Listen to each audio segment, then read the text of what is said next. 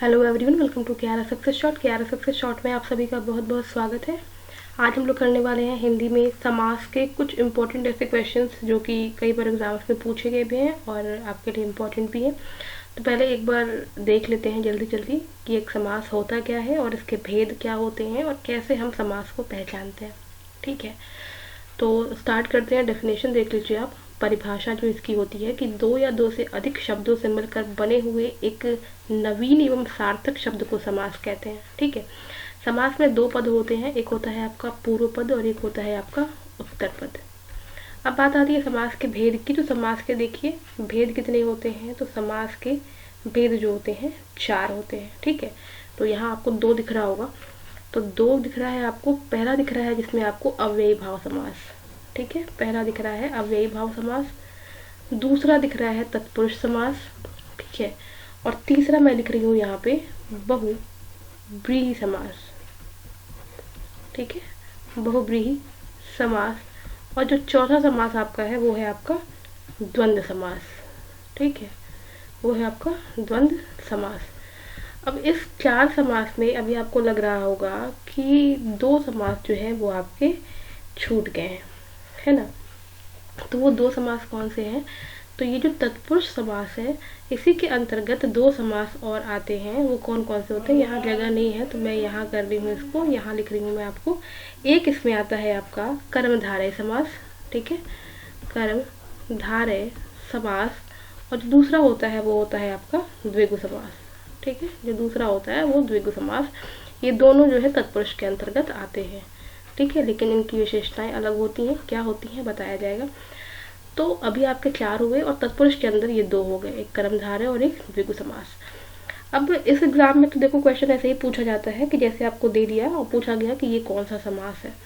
ठीक है, अब रही बात भेद के अंदर भी प्रकार अगर पूछ लिया जाए, तो जैसे अव्ययी भाव समास है, कितने प्रकार के, तो 2 प्रकार के। एक इसमें अवयव पूर्व होता है और एक नामपद पूर्व होता है। ठीक है, इसी तरह से तत्पुरुष समास में कितना होते हैं, तो यहाँ पे होते हैं 7 होते हैं। ठीक है, तो यहाँ मैंने 2 बताए जो मुख्य हैं, कर्मधारय समास और द्विगु समास। ठीक है, ऐसे जानने के लिए बता दे रही हूँ। अव्ययी भाव समास के अंतर्गत कितने आते हैं, 2 आते हैं। तत्पुरुष के अंतर्गत कितने आते हैं, तो इसमें आते हैं 7। बहुव्रीहि समास के अंतर्गत कितने आते हैं, तो इसके अंदर आते हैं आपके 4। ठीक है, 4, इसके 4 प्रकार होंगे। फिर आता है द्वंद्व समास, और द्वंद्व समास के जो अंतर्गत आते हैं वो कितने होते हैं, तो वो होते हैं आपके 4। ठीक है, अब हम लोग बारी बारी देख लेते हैं जल्दी से कि किसका जो है क्या मतलब होता है, कौन सा पद प्रधान होता है, कैसे हम पहचानेंगे। ठीक है, अब देखो सबसे पहला है अव्ययी भाव समास। इसमें होता क्या है, तो अव्ययी भाव समास में जो आपका पूर्व पद है ना, जो पूर्व यानी पहला पद जो है वो क्या होता है, प्रधान होता है। ठीक है, जो पूर्व पद है वो प्रधान होता है अव्ययी भाव समास में।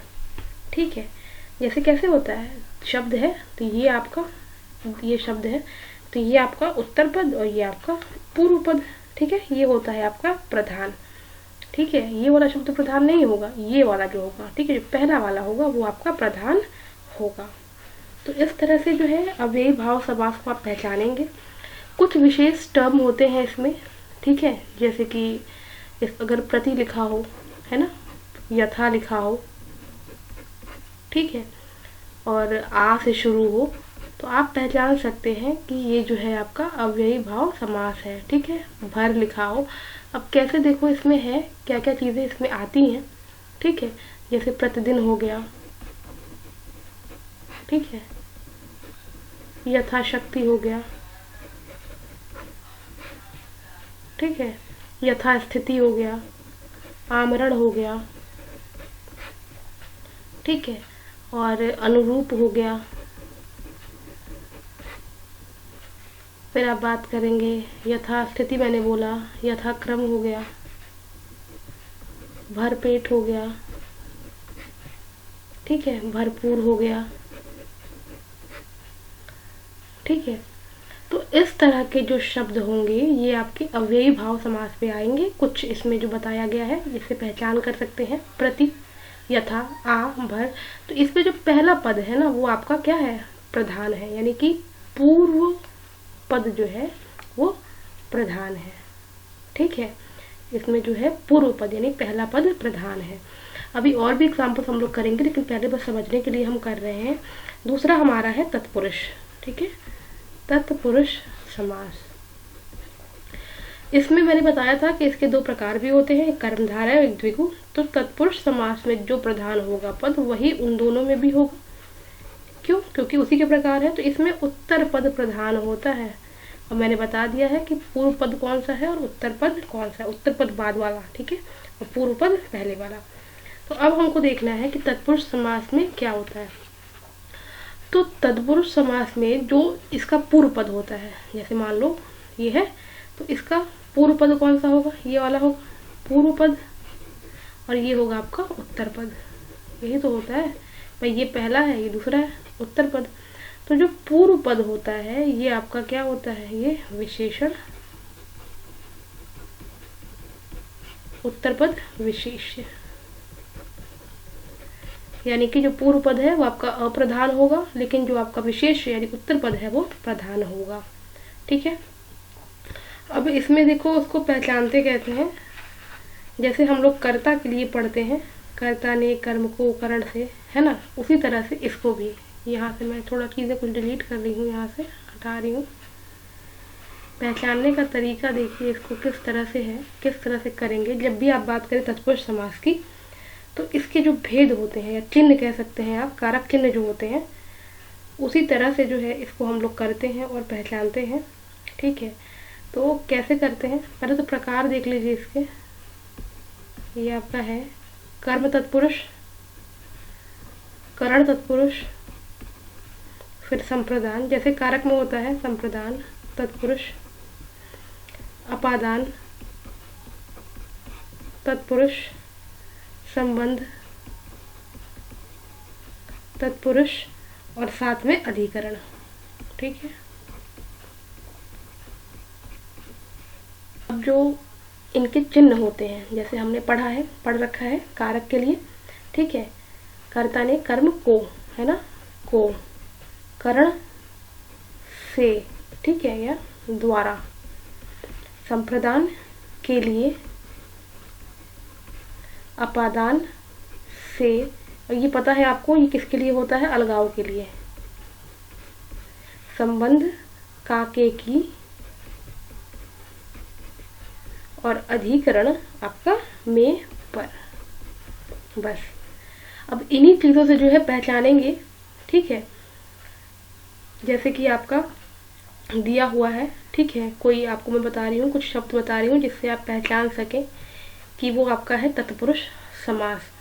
तो इसमें क्या है, जैसे कर्म है, तो कर्म को यहाँ पर जैसे मान लो इसमें आपको कोई शब्द दिया है स्वर्गवास। ठीक है, एक एग्जाम्पल के तौर पे हम लेते हैं कर्म का, जैसे मान लो है स्वर्गवास। तो इसका मतलब क्या हुआ? स्वर्ग को प्राप्त।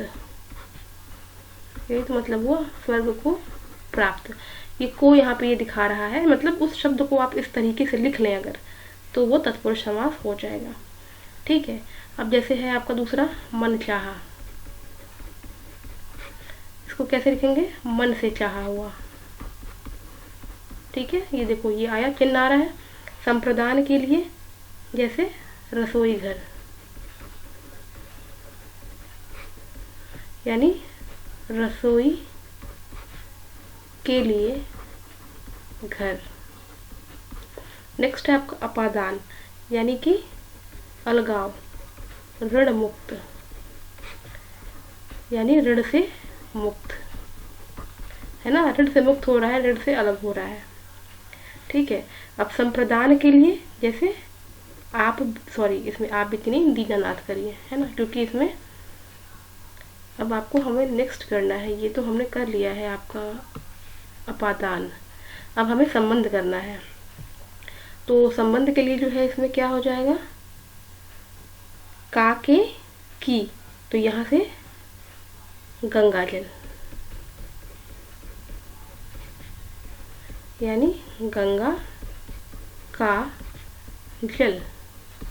नेक्स्ट है अधिकरण, तो अधिकरण के लिए क्या हो जाएगा यहाँ पे? आप बीती, में पर, यानी आप पर बीती। तो इस तरह से अगर जो भी शब्द आपके बन जाएं यानी कि आपको कर्ता चिन्ह उसमें मिल जाए जो कि लुप्त कारक होते हैं, है ना, जो लुप्त कारक चिन्ह है अगर वो मिल जाए तो इसका मतलब है कि वो तत्पुरुष समास को फॉलो कर रहे हैं, तत्पुरुष समास होंगे। तो इसी तरह से और भी कई सारे उदाहरण हैं जो कि तत्पुरुष समास से संबंधित हैं, उसको भी हम लोग देखेंगे।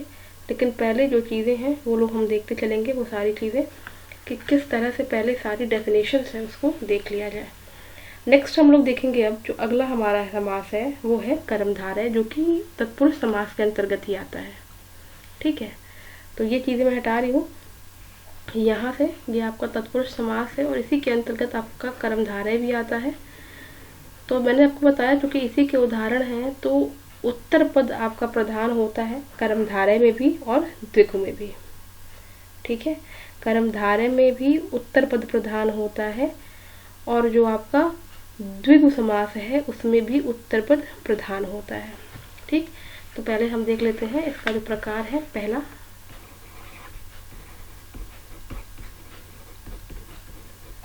कर्मधारय समास।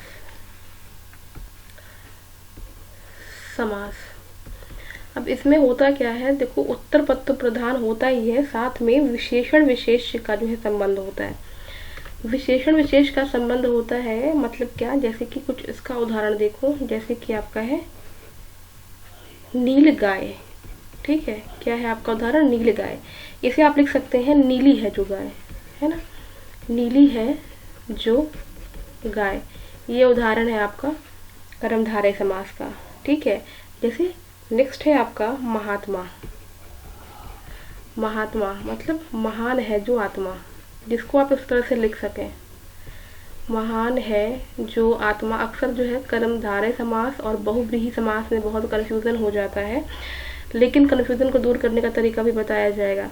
ठीक है, बहुव्रीहि समास में इसका अर्थ होता है कोई तीसरा व्यक्ति वहाँ पे शो किया जाता है। ठीक है, जो आपको बताया जाता है उसके अर्थ से किसी तीसरे व्यक्ति की बात की जाती है, किसी तीसरे स्वरूप की बात की जाती है, तब होता है आपका बहुव्रीहि समास। तो जैसे इसी तरह से आपका इसमें एक उदाहरण हो गया आपका अधपका। ठीक है, अधपका का मतलब होता है आधा है जो पका, और एक आप कह सकते हैं सतधर्म, यानी कि सत है जो धर्म। तो ये हो गया आपका कर्मधारय समास। ठीक है, देखते हैं नेक्स्ट है आपका द्विगु समास। द्विगु समास देखो क्या होता है, सबसे आसान आपका द्विगु समास ये होता है निर्धारित से अंकों से। ठीक है, मतलब कि जिस सामासिक शब्द का जो आपका पूर्व पद, यानी पूर्व पद तो प्रधान होता ही है, जो कि आपको पता है कि तत्पुरुष समास में पूर्व पद प्रधान होता है, का पूर्व पद क्या हो, इसमें संख्यावाचक हो, है ना। जो पूर्व पद प्रधान का मतलब पूर्व पद इसमें जो है संख्यावाचक हो। ठीक है, पूर्व पद क्या हो, संख्यावाचक हो, तो आपका होता है द्विगु समास। अब इसका उदाहरण सबसे अच्छा सबसे आसान आप पहचान सकते हैं, जो पहला शब्द होगा वो संख्या शो करेगा, पंचवटी में पंच यानी 5। ठीक है, शताब्दी, शताब्दी में ये देखो शत देखो मतलब 100। ठीक है, इसी तरह से और भी कई सारे हैं, जैसे आपको अगर कोई शब्द त्रि से दिया जाए तो त्रिकाल कह दिया तो 3 हो जाएगा, है ना। तो इस तरह से बहुत सारे ऐसे शब्द बनेंगे जो कि द्विगु समास को जो है शो करेंगे कि वहाँ पे द्विगु समास है या नहीं है। नेक्स्ट हम लोग देख लेते हैं जो अगला हमारा है वो है बहुव्रीहि समास। तो बहुव्रीहि समास को देख लेते हैं जल्दी से, उसके बाद से हम लोग देखेंगे लास्ट अपना जो हमारा है द्वंद्व समास। तो बहुव्रीहि समास में क्या होता है, जिस सामासिक शब्द के, देख लो एक मिनट, बहुव्रीहि समास, जिस सामासिक शब्द के दोनों पद प्रधान हो। ठीक है, अभी तक हमने क्या पढ़ा है, अच्छा हम लोग बहुव्रीहि कर रहे हैं, तो ठीक है, देखो बहुव्रीहि समास में दोनों पद क्या होते हैं, अप्रधान होते हैं।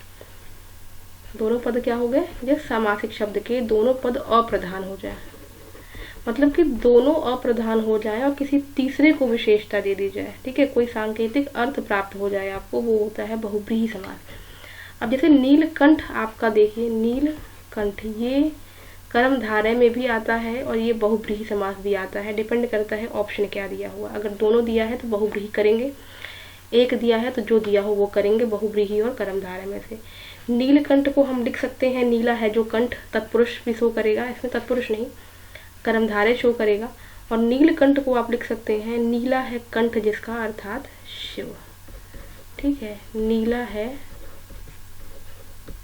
कंठ जिसका,